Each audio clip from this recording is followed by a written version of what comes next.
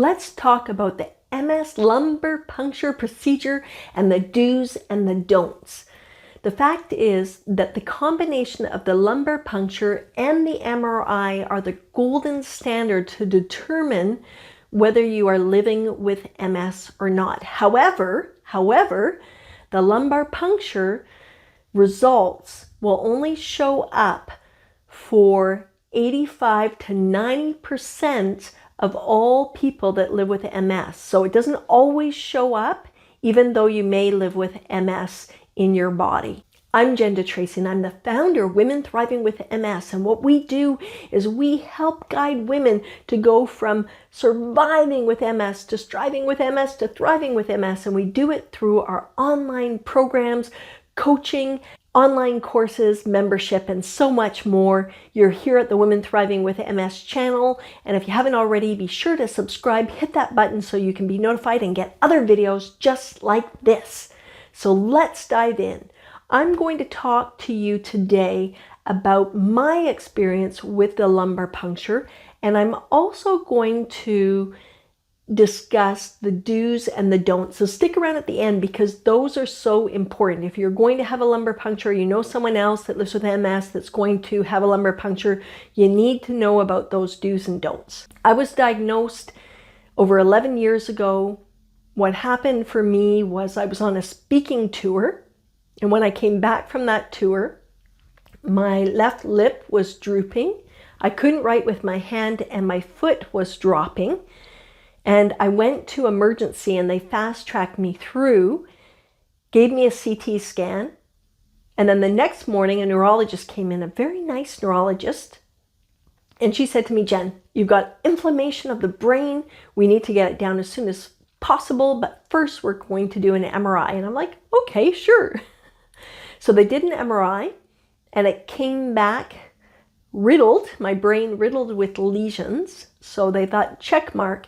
However, when the neurologist came in, and this was a different person because the woman I initially met went on holiday. So this guy came in with a lot of ego and he said, 99% you have MS, but I want to do a lumbar puncture. And I said, okay, do you know how to do a lumbar puncture? And he's like, yes, I do. I've been doing them for 25 years. And I said, great. Can you do it for me? I'm too busy. All right then. And he left. So the resident doctor came and talked to me. We'd like to set that up for you. And I said, well, I really want somebody with experience. Do you know someone with experience? And he didn't, other than this neurologist. I said, no. I wasn't comfortable with that. However, the neurologist came back and he realized he could use this for a teaching opportunity for his students. And I said, bring him in by the busload. I wanted someone who had a lot of experience. So if you don't have a doctor that has a lot of experience to do it, make sure that when that process happens, that you at least have someone go through that process using an ultrasound to make sure they get the needle in the right place, because it is a little tricky. It's along the spine, but they have to get it in very close to the spine in the lower part of the back in order to pull out the fluid. I'll come back to that later. I want to talk about my own procedure first. The doctor came in, he had a whole kit. It was like a plastic bag full of stuff. I was wearing a gown. He asked me to lay on my side with my back facing him and bring my knees up to my chest. He then put a little bit of rubbing alcohol or something antiseptic on my back and put in a needle. That needle was for anesthetic.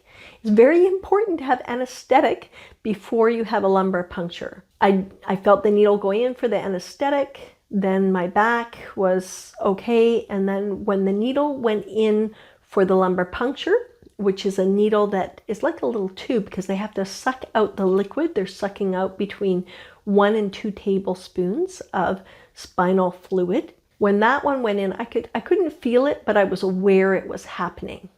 It felt a little strange in my mind anyway, just in my mind. It takes a little bit of time to get that fluid out, so I was waiting for a while for that to happen. After he pulled that needle out, he just put a Band-Aid on and asked me to lay on my back. So that was the procedure. It really didn't take that long. The longest part for me was waiting as the fluid came out. I had really no knowledge of lumbar punctures being used for MS or even in general before this time. So I was a newbie to that experience. I know a lot of people that are told that they might have MS, maybe they've had an MRI, or maybe they're told they should have a lumbar puncture first. You might be feeling nervous, and that's understandable. You might Google stuff online and hear that people had major back problems or issues. I'm going to tell you some things that are going to help you to ensure that you don't have those issues. However, you want to make sure you have someone that's qualified. And again, I'm sharing this from my own experience and from some key research that I found from the Mayo Clinic. So I'm not an expert, I'm not a medical professional, I'm just somebody like you that lives with multiple sclerosis and went through this process. So here's the key, like why are they doing this lumbar puncture process on top of an MRI? It's because there are so many things that come up in that report that they can see what's happening, because maybe there's cancer, maybe there is Lyme's disease and MS or not. So there's so many variables and they want to rule them out. HIV can show up. The list, I believe, is quite long. I don't know all of the things. Make sure that when you have a lumbar puncture, you do ask for the reports so that you've got a copy. That can be very useful. What shows up on the lumbar puncture that's really important is there are what they call these oblong bands or rings. And if you have more than 2 of them, then that indicates multiple sclerosis. Now, again, it doesn't show up in every person, maybe 5 to 15% of people it doesn't show up in, even though you have MS in your body. So that's why it's also important to have the MRI, that validation process of 2 ways. And also, you don't want to be treated for MS if all that's showing up is Lyme's disease or lymphoma or something like that. So it's really important. Before I move into the do's and don'ts, I just want to remind you, if you haven't subscribed to this channel, be sure to do that. You can just click on that little icon below and it will subscribe you right away. Another thing that's important is to be able to relax. And the best way to do that is to learn a technique that you can do, a relaxation technique that you can use time and time again, and very handy when you have a lumbar puncture. So if you scroll down below this video in the description, you will see a link to the relaxation guide. That might be useful for you. It's free. You can go through those techniques and try them out in advance of your lumbar puncture.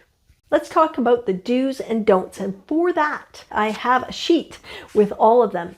One thing I also want to mention is that after the lumbar puncture, as I mentioned, I was asked to lay down. There's some things I couldn't do because I'm in the hospital that I'm going to tell you on the do's and don'ts sheets. Know that you can experience a little bit of discomfort, a little bit of swelling. What happened for me was that I came home from the hospital the day after I'd had that lumbar puncture. And I did have soreness in my back. It wasn't excruciatingly painful, but it was noticeable. And I can't remember if I iced or not, but that is something I recommend under the do's, and I'll swing back to that again. I did take some Tylenol for the discomfort.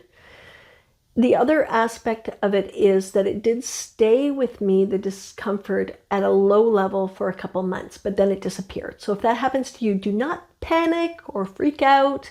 If it's a low level discomfort, it most likely is going to disappear. It's just going to take some time because the body has, the equilibrium of the body has been upset by this fluid being taken out near the spine. That's a normal thing that's going to happen. Okay, let's look at the do's and don'ts. Again, I've got my handy sheet here. So the first one is when they put that bandage on, keep it on for 12 to 24 hours. You want that little area, the needle went in, you want that to heal.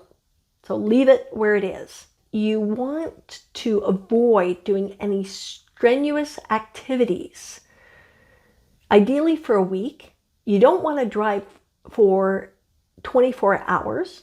Again, anything that's going to upset your back in some way, you want to ensure to avoid. Do not take a hot bath or any bath for 24 hours. Again, you want that scab to heal that's on your spine. Don't start lifting heavy weights. Anything above 10 pounds. In fact, you don't want to do a lot of bending down. You really need to relax. Some people say you should lay down for an hour after a lumbar puncture. Others say 6 hours. You can check out on the Mayo Clinic website to look up the details on that. It's good to ice. I did not ice after my lumbar puncture because I was in the hospital and they didn't bring me any ice. A lot of times these lumbar punctures are outpatient, so you're just going in to get it done and then you're coming out again. So you can go home and you can lay on your back and you can ice, and I highly recommend that. I suspect if I'd had an opportunity to lay on my back and ice, that I may not have had the same amount of physical discomfort on my back. When you're icing, ice every 20 minutes, 3 or 4 times. You can put an ice pack in a towel. That makes it more comfortable for you. You don't want to have direct ice against your body. If you use caffeine, continue to do your caffeine routine because you don't want to go through withdrawals of caffeine. You might get headaches, and that's where, if they're really bad, my neurologist recommends 2 extra strength Tylenol and 1 Advil. So be sure of that. If you have chronic headaches or chronic pain, or if there's bleeding or anything weird happening, head down to emergency. That's another do. These are all do's. Key thing about being hydrated, make sure that it's water. You're not drinking soda pop or sugary drinks. That's not going to hydrate you in the way that you want to be hydrated. Don't drink extra caffeine. That's not going to hydrate you. Water, Gatorade. I'm Jen DeTracey, the founder of Women Thriving with MS. Click that subscribe button if you haven't, and I will see you soon.